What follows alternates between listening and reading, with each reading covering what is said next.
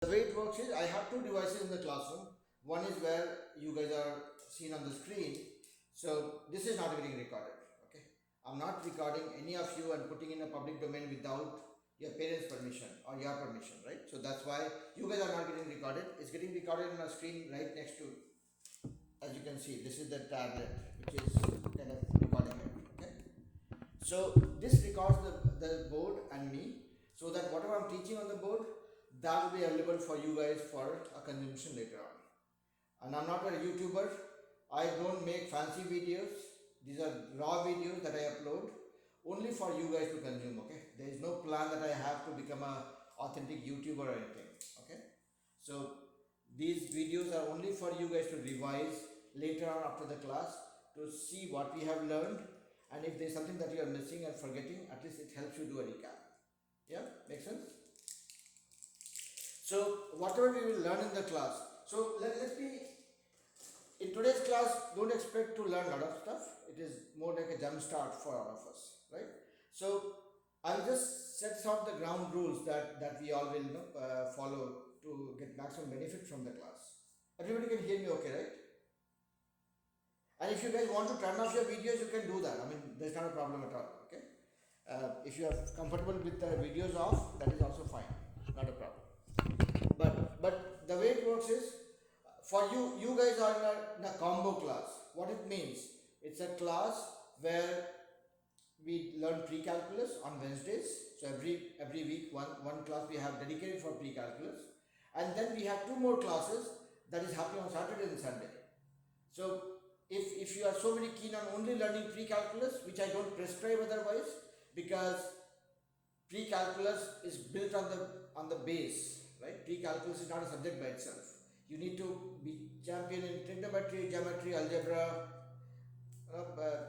to be able to grasp the concepts of this one, right? So SAT classes that is happening on Saturday and Sunday, I would suggest you guys to join, and you don't have to worry about the fee or anything. Saying okay, my teacher is asking for two extra classes, I have to pay more. Don't worry about it. Those things I'm taking care with your parents. Okay, so don't have to worry about it. That's just an option for you. And then, if you are not able to join any particular class, you always have the same YouTube link at your disposal. You can go and watch the video of the class. So once I finish the class, I upload the video on YouTube and I send the link. So you will have it handy in one place. Okay. So I will create one playlist for all pre-calculus classes, and all the classes that we do hereafter, that will get recorded and placed in one common playlist, from where you can go and find whichever topic you want to recall or revise. Yeah. Now, I'm not big fan of giving a lot of assignments to kids, because I don't believe in forcing kids to do a lot of assignments. Okay, I believe in giving you the concepts, and I want you to practice those concepts, understand those concepts, and do few sums which will help you ensure that whatever you have learned, you are actually able to use it. Yeah. So far so good. Yeah. All right. So that brings us to the beginning of the class. But before we do that, everybody has access to internet. You all have your own WhatsApp, your own phone. What I would suggest is, if you take out your phone and go to Khan Academy. If you go to Khan Academy, I just want to show you guys what will be our path from here till we say that we have learned pre-calculus enough. If you go to Khan Academy, you will find something called high school and colleges. Do you want to do it with me right now? If you open Khan Academy, I haven't brought my phone. You guys just open up Khan Academy. I'll be back in 10 seconds.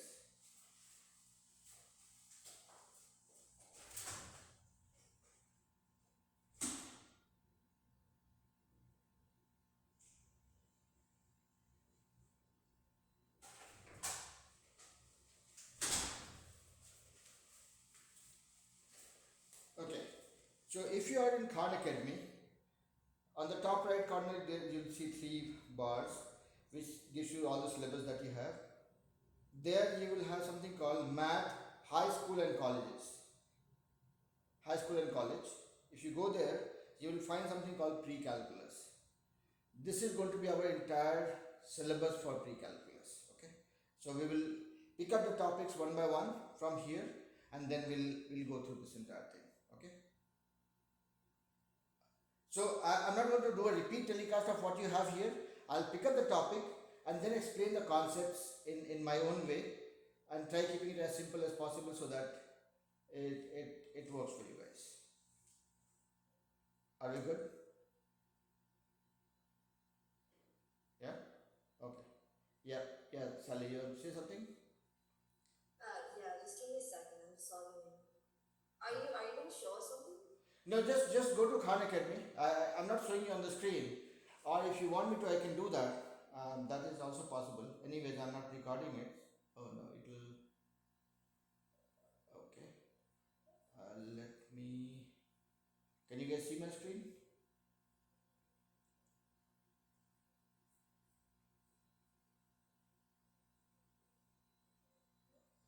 Okay.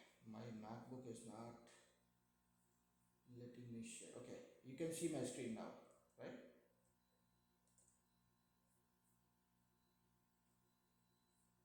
Can you guys.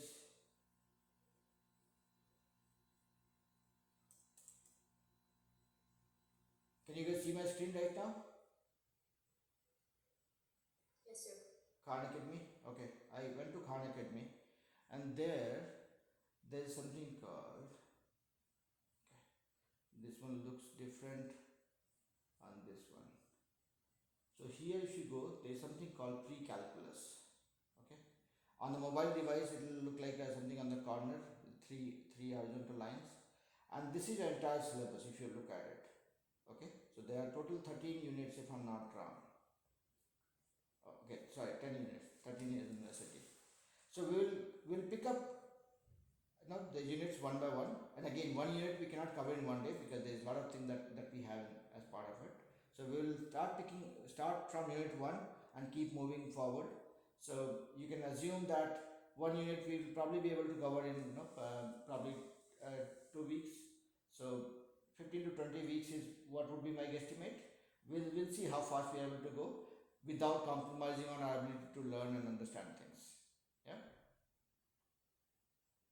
And are you guys able to follow me okay with my bit of influence of Indian accent? Yeah, okay, alright, good. Alright, so what we want to start with, before we start pre-calculus, it sounds little overwhelming, but actually it's not. So as we will go through the syllabus, we'll see how easy it is and how relatable it is. First thing we want to start with is called composition or composite functions. Okay. What do we mean by composition? Tell me in layman's term, something that a child can understand. Child as in a toddler. You guys are all child for me, but I'm saying when I say child, I mean a toddler. What do you mean by composition?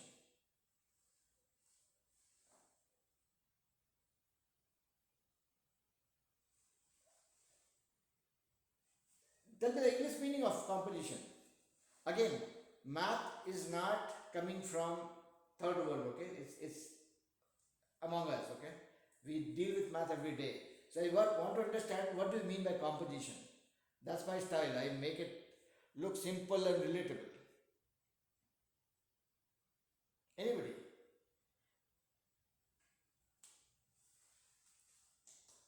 And don't be shy, okay? In this class, I expect you guys to make a lot of mistakes because when you guys make mistake, that becomes an opportunity for me to teach you guys. Okay. So if you are afraid of making mistakes, somebody will laugh at you.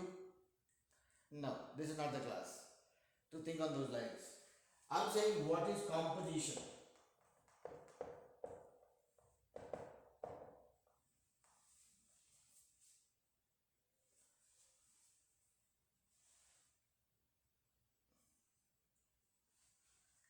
Nobody is wanting to take a punt at it, is it?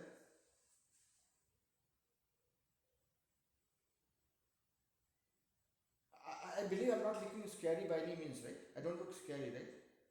Okay. No. Okay. Then give it a try. It's like a work of art, literally, sir. Okay. It's say that again. It's like a work of art. Work of art. Okay, let me take that. I see one more child has joined. Um, Somebody with a name Ray. Can you tell me your name? I'm assuming what I see on the screen may not be the correct name always. Is this you, Rehan?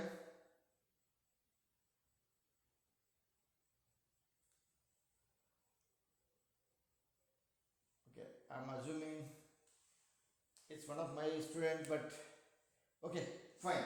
So now when we say composition, you all would have heard about what is the composition of something, what is the chemical composition of a mixture, what all it is comprising of.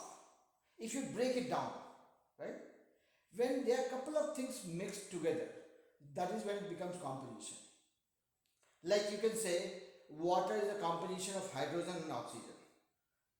Two atoms of hydrogen, one atom of oxygen makes a molecule of water.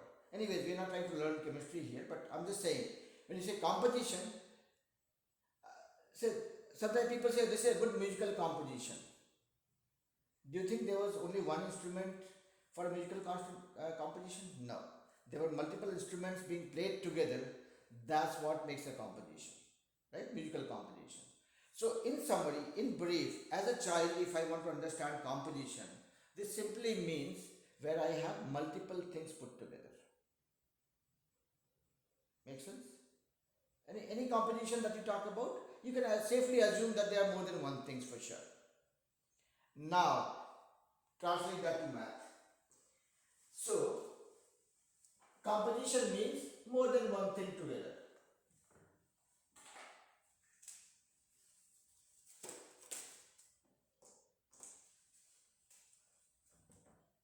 Like you would have seen on the HOV lanes, 2 plus passengers can use the HOV lane. So it's something like this. When we are talking about composition, we are essentially saying something which has more than one thing into it. Okay? We'll keep that concept with us, okay? That's how we will relate composition. Now, I said composite function, that is the first thing that we want to learn.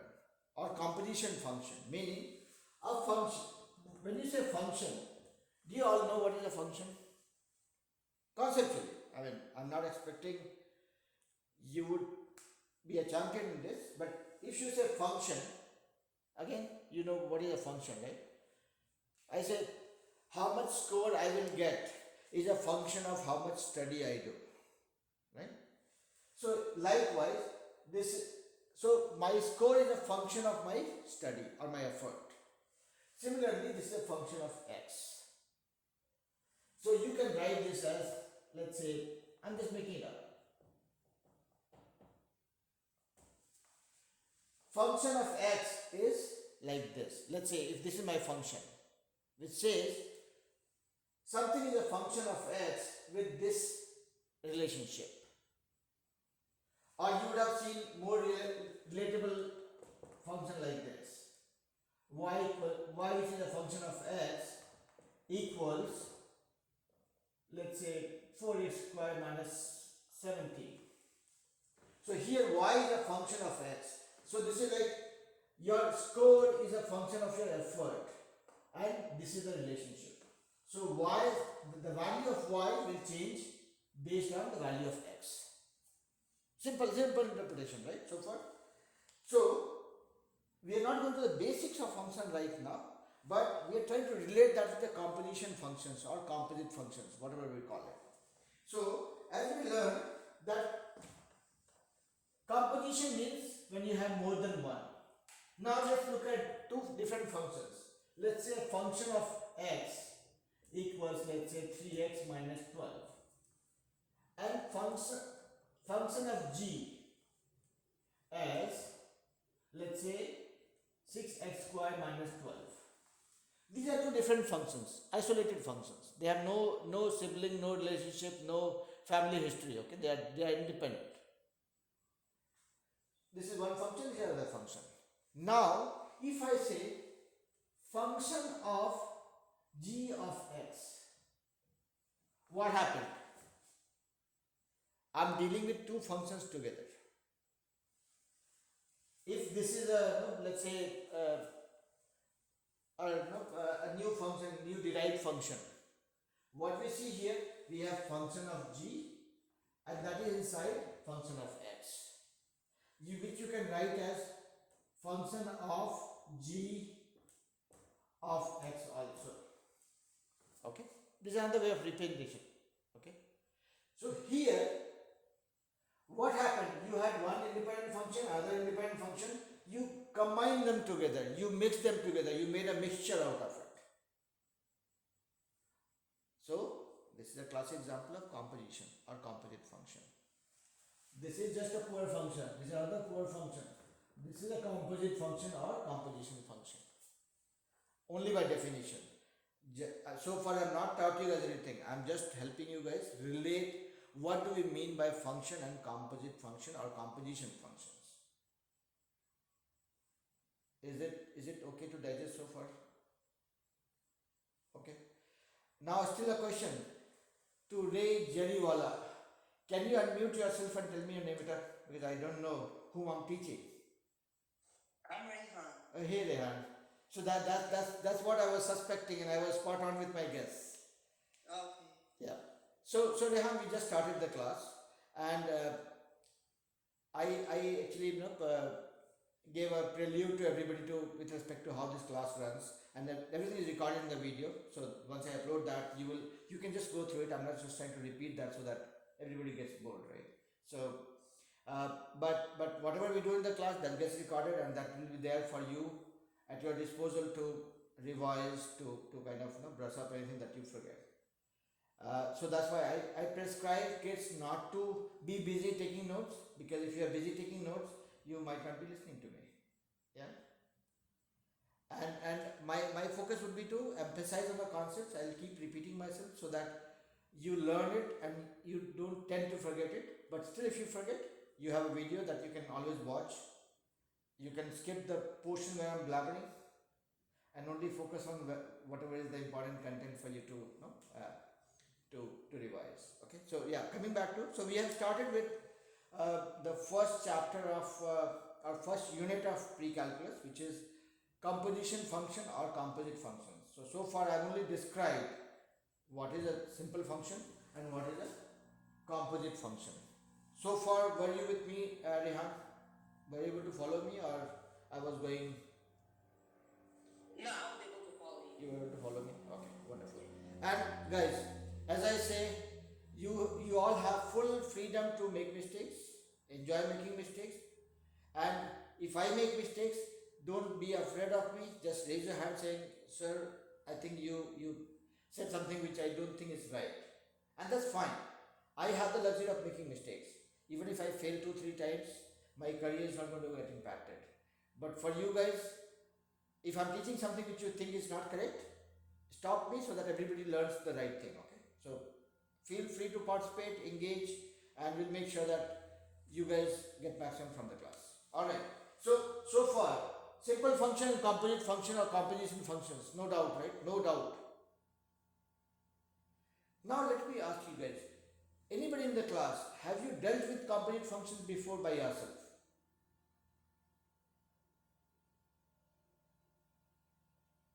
Who all has dealt with it? Okay.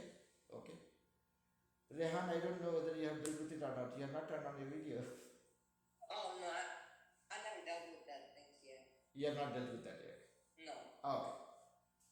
Alright, so we'll talk about, so we have just understood what is our composition or composite functions. Now let's start playing with it, because when you play, that is when the fun begins. So now if I have a function like this, function of x equals, let's say 6x squared minus 7. Okay, now all of you who have attended my classes before, you would have seen I have special affinity for the number 7. I end up writing 7 by mistake, so I'll try not to. Let's say 6x squared minus 4x. This is my function. Okay. If I say evaluate this function for value of x equals to 4. Do you guys know how to do it? Evaluate this function for a value of x equals to 4. Can you tell me what will that be? Mr. Kumar, I just had a question. Is that 6xe or 6x squared, squared? Okay, yeah, my bad. 6x squared minus 4x. That's my function. What I'm asking you guys to tell me, to evaluate this function for value of x equals 4. Even if you know it, do it. Get your hands dirty. Math is all about getting your hands dirty.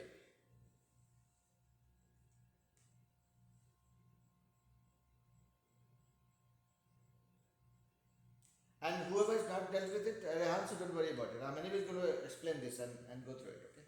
I'm just trying to gauge how deep the water is, okay? Alright.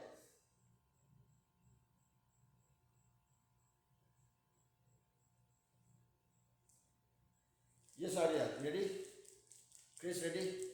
So, whenever you guys are ready, always use the technology thing, okay? You raise your hand like this. I would know, okay? So, yeah, tell me, Chris, what will be your answer for this one? I got 80. You are 80. How about you, Arya? I also got 80. 80. How about you, Rehan? I got 80. You got 80. So everybody is getting 80. I'm pretty sure. Now I'm switching the table. Now explain me, what did you do? One of you. Arya, you want to try? Explain me as if you are teaching me. I actually did most of it in my head, but I subbed in for X, Okay. Okay. and then I saw. Okay. Rehan, you want to describe that? I substituted 4 in the letter X and then just tried to Right. find the answer for that. Very simple. So basically, in one line, if I want to learn this from you guys, what we are saying is, whenever I have a function and I have to evaluate that for a value of x, what it simply means is, put the value of x in the function and find it out. As simple as that. Because if you look at any function or any equation, you are actually dealing with constants and variables, right? This was a variable, meaning this was not known. Now somebody has given you the clue. So just now this variable is no more a variable.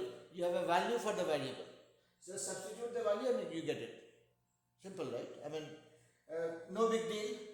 So evaluating any function for a given value of x or y, whatever it is as simple as replacing the variable with the given value.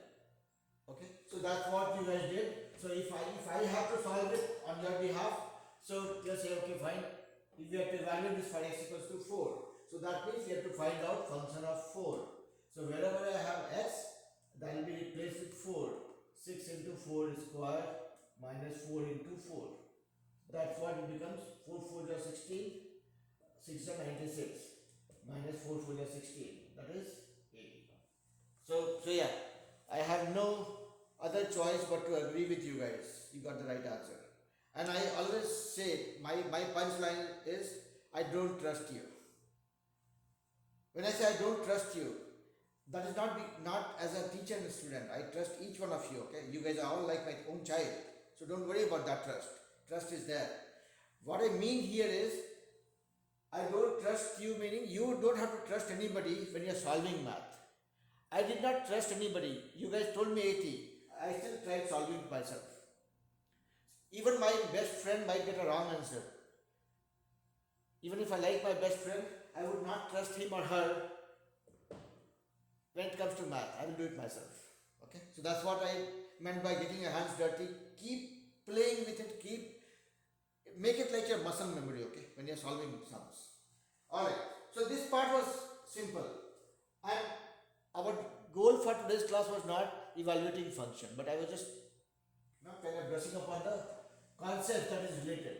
Now, I have, let's say, a function called 4x square minus 24, and then I have another function gx which is 2x by 1 plus x, let's say. I have two functions like this. If I say evaluate function x for, evaluate this for x equals to 2 and this also for x equals to 2, you will be able to do it, right? You will just replace x with 2 and you will solve it. But I'm not a good guy. I will not keep it simple. I'm saying now evaluate function of g of x for x equal to 5. How will you do it? Okay, so earlier you know it already? Okay. So let me do one thing. Let me not keep bothering you guys for everything that I'm trying to teach. Let me do one sum and then I will give you guys one sum. So that way your teacher is also getting to work out. Yeah. Now, if I have to find out function of g of x for x equals to 5, what do I have to do?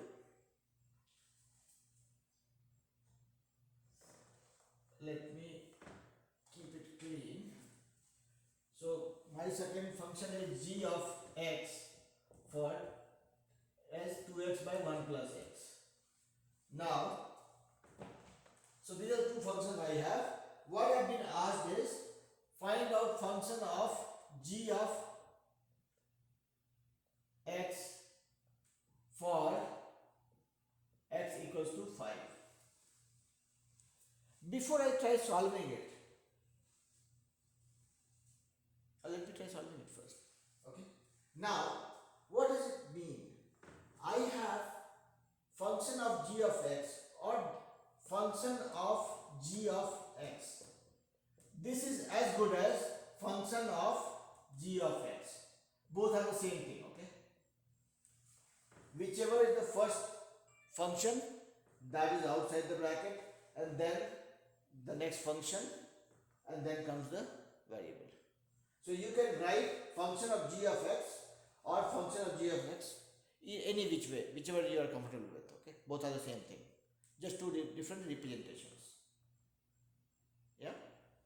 Now we have to solve it for this one. So let me do it myself first. So this is what I've been asked.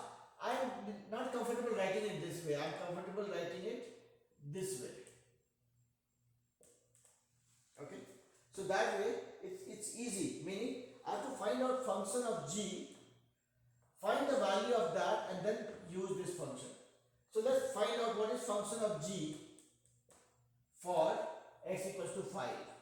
For x equals to 5, it will be 2 into 5 by 1 plus 5. So this becomes 10 by 6 or 5 by 3. So we found this for function of g for x equals to 5. This part is okay, right? Basically, this is like the father, this is the baby, okay? So we have found out the value of the baby now. The g of x for 5, we found that is 5 by 3. So that means I have to, now if I have to find out function of g of x, that means I have to find out function of whatever is the value of g of x for 5, which is 5 by 3. This is what we have to find now. Okay? So 5 by 3 will be, again, I'll pick up this function and everywhere I have x, I'll replace that by 5 by 3. So my function is like this. My function is 4x, function of x is 4x square minus 24. That means wherever I have x, I will replace that by 5 by 3, this square minus 24, and then solve it, whatever it is. So if you look at what we are doing for a composite function, look at this as a parent-child relationship. This is the father function, this is the baby function. First one is the father function, second is the baby function. That's how you have to look at it. So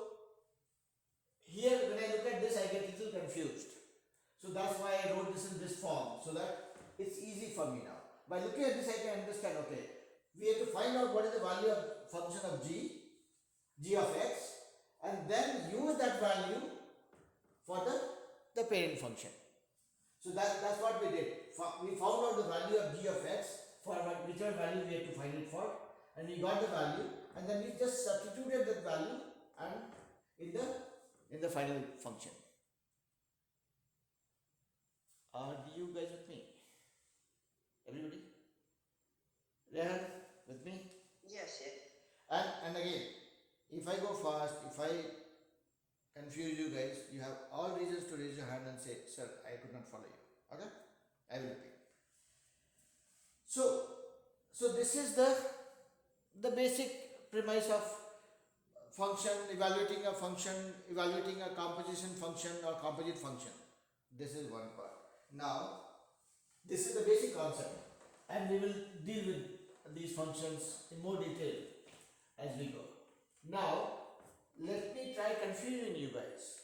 If I have function of g of x, will it be equal to function of g of f of x? Do you think this statement is correct? No? Everybody agrees with Arya? Arya said no, Chris said no, Dave said no. Sally, do you agree? Do you think these two functions are, this statement is correct or not? You don't think so? Now you explain me, give me an example, one of you, okay, anybody who is comfortable. See, okay, let me tell you guys one trick, okay. I keep asking you guys to explain things to me, right, in between. The reason being, when we learn for ourselves, we learn in a certain way. When we are forced to explain that to somebody, that is when you get to gauge that, okay, did I understand it well enough to be able to explain, okay. So when you are being asked to explain, I'm trying to take your understanding to the next level, take your concept to the next level. You will learn 100 things by yourself, for yourself, but when you have to explain that to somebody, not everybody can explain, okay. And that's the reason when I come to the class, I do extra preparation just to make sure that I don't misguide you guys. Yeah. So now somebody explain me why you think these two are not the same. These two are not same. Okay. Yeah, Chris, go ahead.